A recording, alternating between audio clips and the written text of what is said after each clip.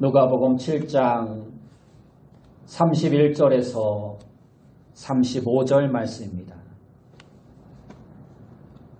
누가복음 7장 31절에서 35절 말씀입니다. 신약성경 102페이지 누가복음 7장 31절에서 35절 말씀 제가 봉독해 드리겠습니다. 또 이르시되 이 세대의 사람을 무엇으로 비유할까? 무엇과 같은가? 비유하건대 아이들이 장터에 앉아 서로 불러 이르되 우리가 너희를 향하여 피리를 불어도 너희가 춤추지 않고 우리가 곡하여도 너희가 울지 아니하였다 함과 같도다. 세례 요한이 와서 떡도 먹지 아니하며 포도주도 마시지 아니하매 너희 말이 귀신이 들렸다 하더니 인자는 와서 먹고 마시매 너희 말이 보라 먹기를 탐하고 포도주를 즐기는 사람이요 세리와 죄인의 친구로다 하니 지혜는 자기의 모든 자녀로 인하여 옳다함을 얻느니라. 아멘. 우리 옆에 분들과 인사합시다. 만나서 반갑습니다. 다시 한번 인사합시다. 오늘도 큰 은혜 받읍시다. 오늘 우리가 읽은 말씀을 통해서 공감하며 삽시다. 공감하며 삽시다 라는 제목으로 함께 은혜의 말씀을 나누기 원합니다. 미국의 경제학자이며 문화비평가인 제로미 리프킨이 쓴 공감의 시대라는 책이 있습니다. 그는 이 책에서 오늘날 적자 생존의 법칙이 지배하는 이 시대에 공감 생존이라는 새로운 방법을 제시합니다. 인류는 이기적인 존재로 자신의 욕망을 채우기 위해 끊임없이 파괴와 전쟁을 일삼습니다. 세상이라는 정글 속에서 치열한 경쟁과 대립을 통해 오직 강자만이 살아남는 서바이벌 게임과 같은 곳이 곧 이 세상입니다. 이러한 것들이 인류사를 전쟁과 테러로 얼룩지게 만들고 있는 것입니다. 이것이 바로 현대사회의 위기와 근심과 걱정인 것입니다. 그러나 리프킨은 인간은 이러한 적자 생존의 환경에서 문제 해결을 위해 타인과의 협력과 유대를 추구하는 공감적인 존재임을 말하고 있습니다. 대립과 갈등의 구조를 벗어나 새로운 화해와 협력을 통해 인간의 문제를 해결하는 핵심으로 공감이라는 방법을 제시하고 있는 것입니다. 실제로 1차 세계대전 중이던 1914년 12월 24일 크리스마스 이브 저녁에 영국군과 독일군은 성탈 전야에 서로 총을 내려놓고 수천 개의 초로 크리스마스 트리를 만들어 함께 고요한 밤, 거룩한 밤을 부르며 서로 악수하고 먹을 것을 나누며 크리스마스의 추억을 나누었다라고 합니다. 여기서 리프킨은 이처럼 인간은 서로를 공감하는 존재라고 말을 합니다. 아무리 이념과 국가의 이익을 위해 전쟁을 하지만 인간의 내면 속에는 서로를 향한 미움과 증오를 넘어서는 공감의 모습이 존재한다라는 것입니다. 그래서 인간은 공감하는 존재요. 공감하는 인간만이 진정한 인류의 문제를 해결할 수 있다는 새로운 방법을 제시하는 것입니다. 공감이라는 말은 상대방의 경험과 정서 상태, 생각 등을 상대방의 관점과 입장에서 이해하고 느끼는 감정적인 공유 상태를 말합니다. 동정이라는 말이 상대방의 아픔과 고통을 나의 입장에서 이해하는 수동적인 입장이라면, 공감은 상대방의 아픔과 고통을 상대방의 입장에서 함께 이해하고 느끼는 능동적인 행위인 것입니다. 이 공감이라는 단어가 1909년 심리학자에 의해서 처음 사용되었기에 우리가 사용하는 성경에는 이 공감이라는 단어가 존재하지는 않습니다. 그러나 공감이라는 단어와 의미적으로 일치하거나 비슷한 단어가 많이 사용되고 있는데, 바로 그 단어가 긍휼과 자비와 인자라는 말입니다. 이 단어들은 모두가 삼위일체 하나님의 속성을 나타내는 단어입니다. 성부 하나님은 우리의 아픔과 고통을 그냥 방관하시는 분이 아니십니다. 지금도 우리의 모든 부르짖음과 절규를 하나님은 다 듣고 계십니다. 우리의 아픔을 함께 보고 함께 느끼고 계십니다. 그리고 우리의 부르짖음을 다 듣고 우리를 온전한 자유와 평화의 세계로 인도하기를 원하십니다.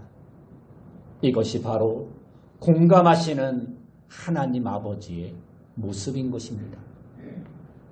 성자 예수님 역시 우리를 공감하시는 분이십니다. 예수님이 육신의 몸을 입고 이 땅에 성육실하신 그 자체가 인류를 향한 예수님의 공감의 모습을 우리에게 보여주고 있습니다. 예수님은 고통과 흑암의 땅 갈릴리에서 사역을 하셨습니다. 그리고 언제나 가난한 자, 병든 자, 고아와 가부, 나그네와 세리와 창기 같은 사회적인 약자들과 아픔을 함께 나누셨습니다. 예수님은 목자 없는 양과 같이 방황하는 그들을 바라보시며 불쌍히 여기셨습니다. 불쌍히 여기셨다는 것은 단순히 동정하는 태도가 아닙니다. 죄 가운데 방황하는 백성들을 바라보시면서 그들을 긍휼히 여기셨다라는 것입니다. 다시 말해서 사랑하는 자식의 아픔과 고통처럼 함께 그들과 아픔을 나누셨다라는 것입니다. 예수님의 십자가는 온 인류를 구원하시는 공감의 대표적인 의미입니다. 우리 주님은 진노의 자녀요, 불순종의 자녀요, 마귀의 종노릇 하는 인류를 구원하시기 위하여 십자가에 달려 죽으셨습니다. 우리의 아픔과 고통과 저주의 짐을 온몸으로 대신 져주신 것입니다. 이것이 바로 우리의 모든 아픔과 고통과 저주를 온몸으로 공감해 주신 예수님의 모습인 것입니다. 성령 하나님 역시 공감하시는 영입니다. 성령님은 진리의 영입니다. 우리로 하여금 진리의 말씀을 가르쳐 주시고 생각나게 하시고 우리의 모든 아픔과 고통을 위로해 주시고 중보해 주시는 분이 바로 성령님입니다. 성령님은 지금도 보좌 우편에서 우리의 연약함을 도우시기 위해 중보하고 계십니다. 우리가 말로 위로할 수 없는 상황에서 우리의 마음을 위로해 주십니다. 성령 하나님은 오늘 우리의 심령 깊은 곳에서 우리의 삶의 현장에서 어디에서나 우리와 동행해 주시는 분이십니다. 우리를 인도해 주시고 우리를 돌봐주시고 우리를 붙들어 주시고 이처럼 성령님은 우리의 연약함을 극복하고 이길 수 있도록 도와주시는 공감의 영인 것입니다. 그러므로 성부, 성자, 성령, 삼위일체 하나님은 우리의 모든 아픔과 고통을 보고 듣고 느끼시고 건져주시는 긍휼의 아버지시요 자비의 아버지시요 사랑의 아버지시요 공감의 아버지이십니다. 따라서 우리들이 하나님을 잘 섬긴다라는 것은 곧 공감의 삶을 사는 것을 의미하는 것입니다. 삼위일체 하나님이 보여주신 그 공감의 모습을 본받아 오늘 우리도 이 땅 가운데 공감하며 그 공감을 실천하는 것이 바로 바른 신앙의 모습인 것입니다. 오늘 읽은 본문 말씀은 예수님께서 당시의 바리새인과 서기관들을 향해서 하신 말씀입니다. 그들은 누구보다도 하나님과 말씀에 대해 잘 안다라고 자부하던 자들이었습니다. 날마다 성경을 연구하고 성경을 가르치고 성경을 기록하는 자들이었습니다. 말씀에 기록된 율법들을 지키려고 몸부림을 쳤던 경건한 자들이었습니다. 그러나 예수님은 그들의 그러한 행위에 대하여 한 번도 칭찬하지 않으셨습니다. 그들은 율법을 문법적으로만 이해했지 살아있는 하나님의 말씀으로 받들지 못했던 것입니다. 그래서 오히려 자신들의 의로움과 경건함을 자랑하는 도구로 이용했던 것입니다. 그래서 예수님은 그들을 향해서 외식하는 자들아, 회칠한 무덤 같은 자들아, 독사의 자식들이라고 독서를 퍼부었던 것입니다. 오늘 본문 31절과 32절 말씀에 보면 또 이르시되 이 세대의 사람을 무엇으로 비유할까? 무엇과 같은가? 비유하건대 아이들이 장터에 앉아 서로 불러 이르되 우리가 너희를 향하여 피리를 불어도 너희가 춤추지 않고 우리가 곡하여도 너희가 울지 아니하였다 함과 같도다 하고 말씀하고 있습니다.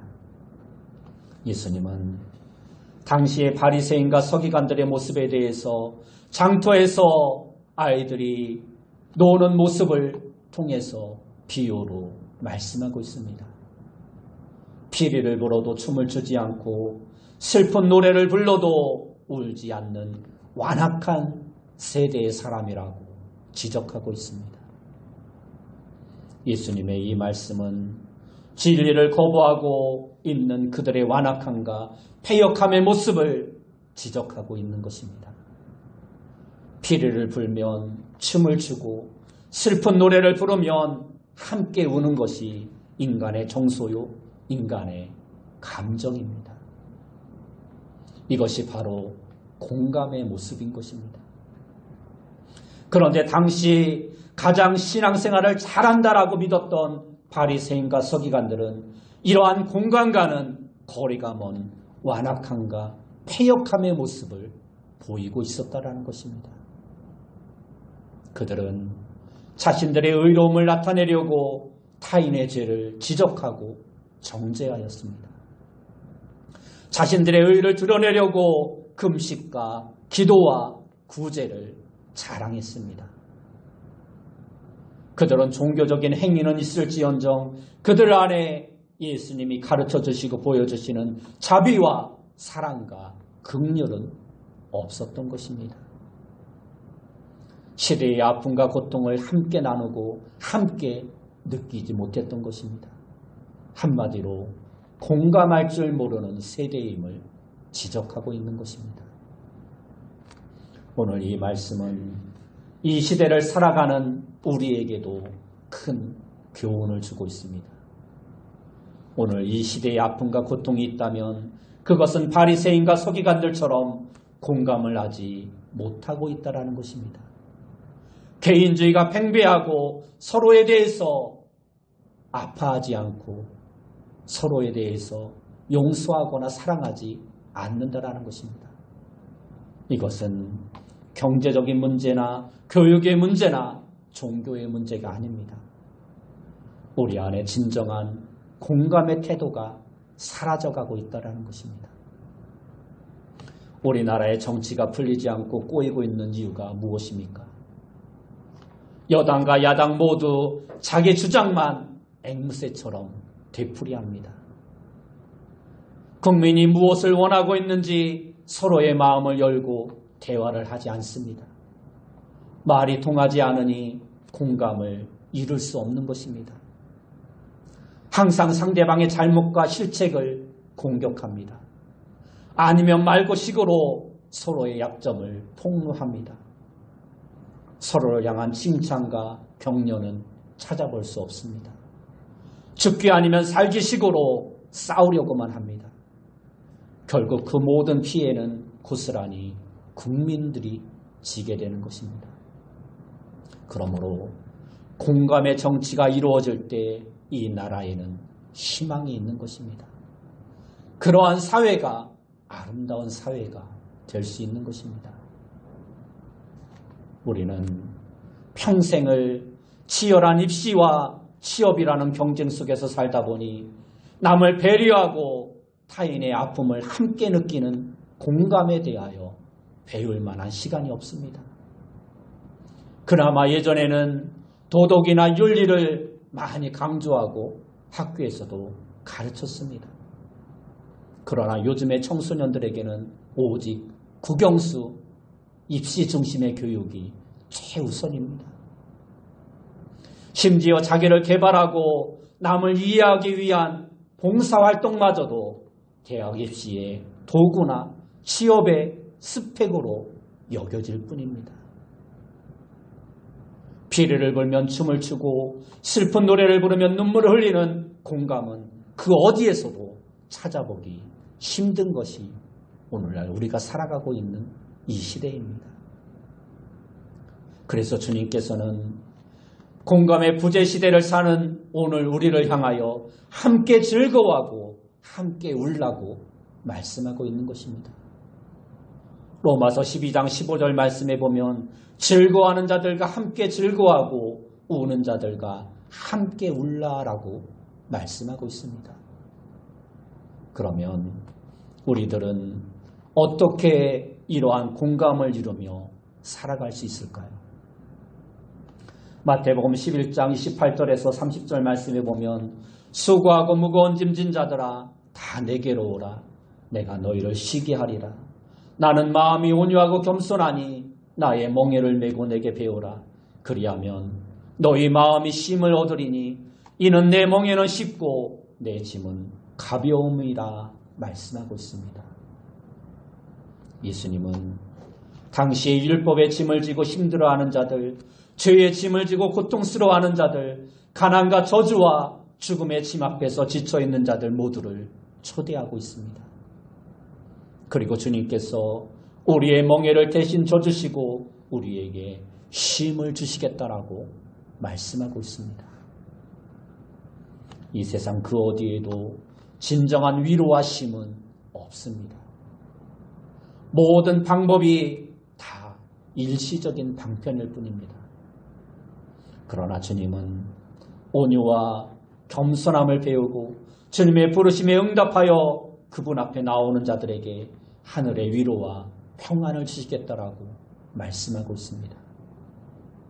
주님이 주시는 놀라운 기쁨과 감격을 누릴 것이라 말씀합니다. 이사야 1장 18절 말씀에 보면 여호와께서 말씀하시되 오라 우리가 서로 변론하자. 너희 죄가 주홍 같을지라도 농가같이 씌어질 것이요 진홍같이 붉을지라도 양털같이 희게 되리라 말씀하십니다.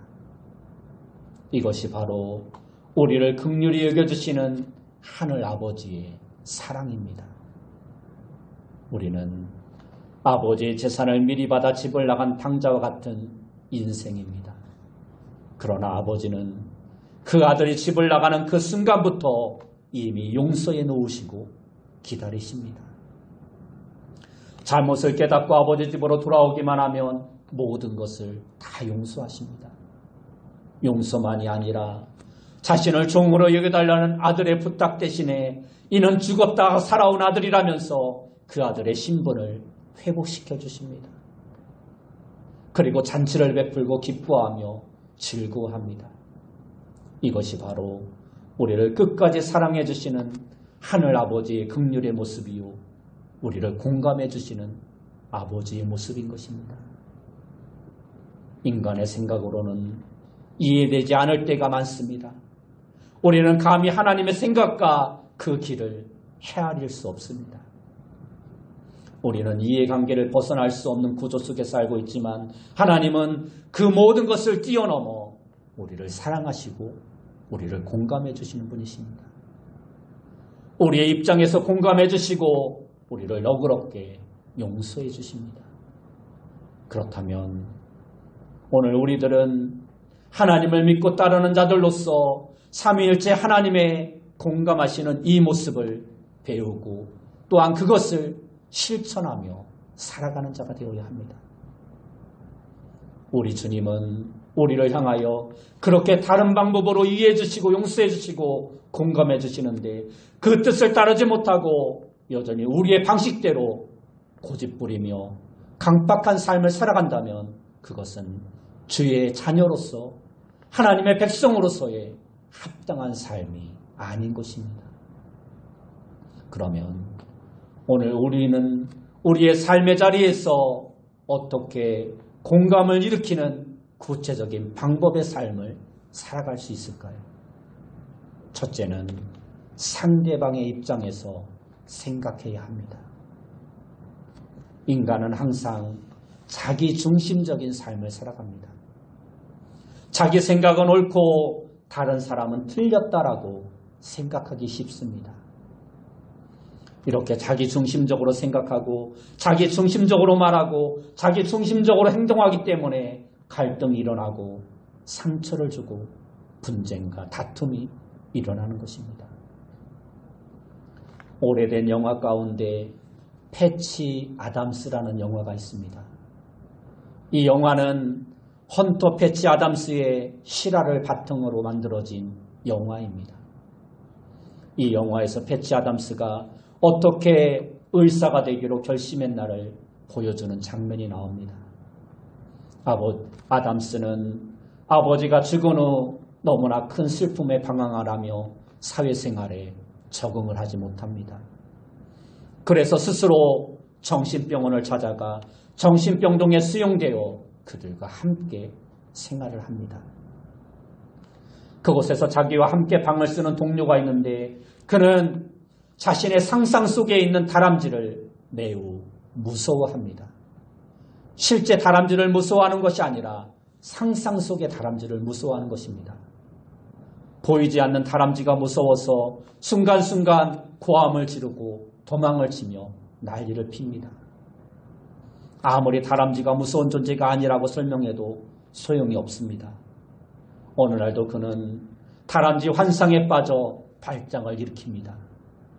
이때 아담스는 보이지도 않는 다람쥐와 그 동료의 입장에서 함께 다람쥐를 퇴치하는 싸움을 합니다. 침대로 방역복을 만들고 다람쥐를 향해서 빗자루로 총을 쏩니다. 그리고 모든 다람쥐를 소통한 후에 친구와 화장실을 함께 갑니다. 의사들은 둘 다 미쳤다라고 정신병자 취급을 하지만 아담스는 그 친구의 마음을 받아들입니다. 그와 같이 다람쥐를 잡는 환상 속에 함께 있어주며 다람쥐를 두려워하지 않게 됩니다. 그러자 친구도 그로 말미암아 비로소 치유가 일어납니다. 이처럼 치유와 회복은 상대방의 감정을 이해하고 수용할 때 이루어지는 것입니다. 내 입장이 아니라 상대방의 입장에서 그를 인정하고 존중할 때 참된 회복이 일어나는 것입니다. 우리 가정에서 흔히 부부간에 일어날 수 있는 이야기입니다. 어느 날 TV를 보던 아내가 남편을 향해 이렇게 말합니다. 요즘 머리가 너무 아파요. 왜 그런지 모르겠어요.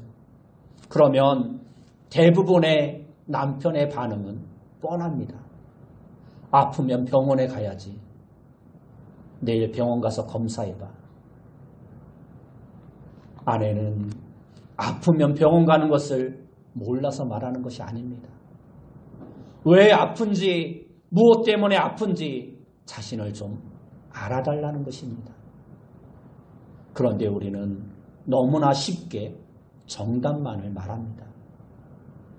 머리로는 이해할 줄 알아도 가슴으로 그 문제에 대해서 함께 공감해주지 못한다라는 것입니다. 이렇게 공감은 내 입장이 아닌 상대방의 입장에서 바라보는 것입니다. 그 상대방의 입장에서 함께 느끼는 것입니다. 그 속에서 참된 치유와 회복이 있고 변화가 일어나는 것입니다. 두 번째는 상대방의 입장에서 듣고 말해야 합니다. 우리는 언제나 자신의 입장에서 말하기가 쉽습니다. 그러나 공감을 하려면 상대방의 입장을 먼저 배려하고 말해야 합니다. 김미애 씨가 쓴 말이 안 통해라는 짧은 동시가 있습니다. 엄마, 토끼가 많이 아픈가 봐요. 쪽지 시험은 100점 맞았어? 엄마, 토끼가 아까부터 재채기를 해요. 숙제는 했니? 엄마, 토끼가 당근도 안 먹어요. 일기부터 쓰거라. 이처럼 엄마와 자녀 간에 말이 통하지 않는 이유는 무엇일까요? 서로 바라보는 관점이 다르기 때문입니다.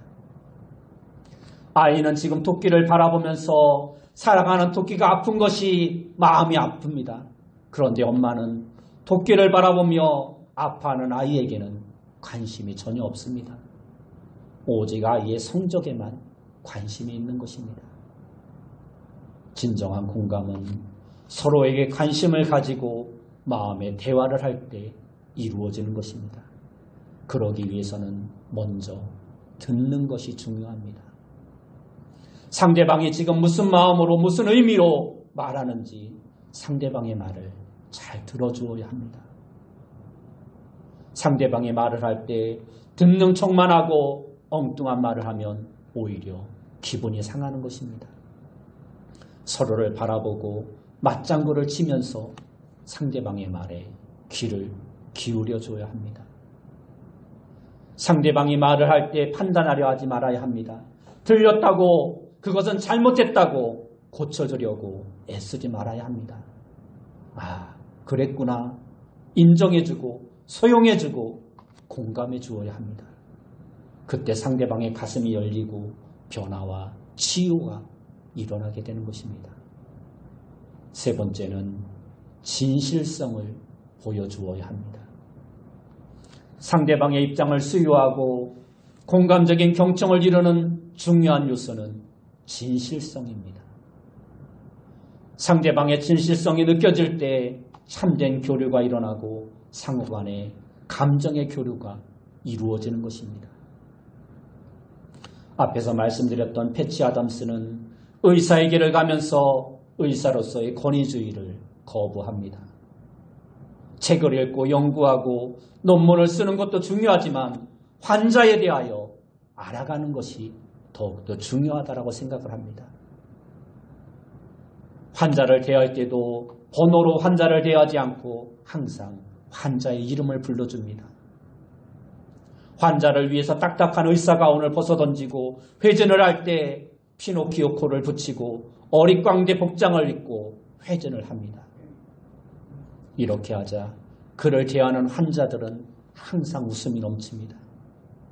자기를 환자로 대하지 않고 인간적으로 대해주는 패치에게 모두가 마음을 열고 그 가운데에서 상처가 치유되고 병이 치유되는 역사가 나타납니다.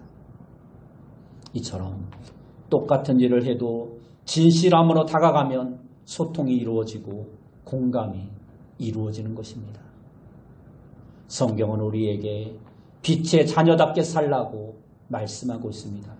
그러면서 에베소 5장 9절 말씀에 보면 빛의 열매는 착함과 의로움과 진실함에 있느니라 하고 말씀합니다.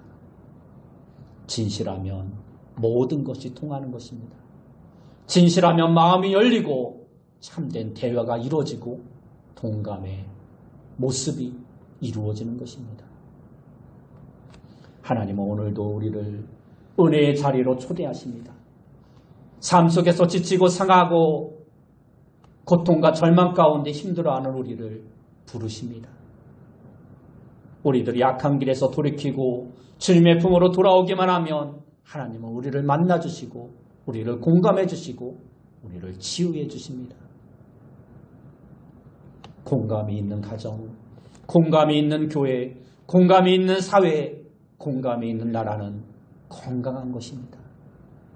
함께 즐거워하고 함께 울어줄 수 있는 그곳이 바로 천국인 것입니다.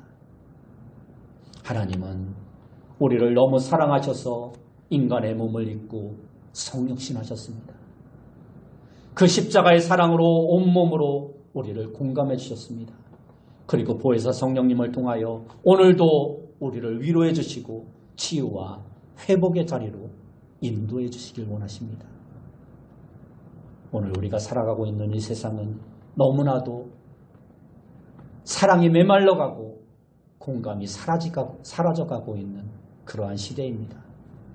여러분 모두가 우리를 공감해 주시는 그 하나님의 은혜를 생각하며 서로 공감하는 삶을 통해서 여러분들의 가정과 교회와 이 나라를 아름답게 만들어가는 귀한 성도님들이 다 되시길 예수님의 이름으로 축원합니다. 기도하겠습니다. 사랑하는 주님, 오늘 우리가 살아가고 있는 이 시대는 너무나도 사랑이 메말라져 가고 너무나도 강박하고 너무나도 자기만 생각하는 그러한 세상 속에서 우리는 너무나도 고독하고 외로운 삶을 살아갈 때가 많습니다. 우리 그리스도인들이 오늘 말씀을 통해서 공감의 삶을 살아가며 하나님이 우리를 공감해 주셨듯이 우리도 공감의 삶을 통해 이 땅을 아름답게 변화시킬 수 있는 그리스도인들이 다 되어줄 수 있도록 인도하여 주옵소서. 예수님의 이름으로 기도드리옵나이다. 아멘.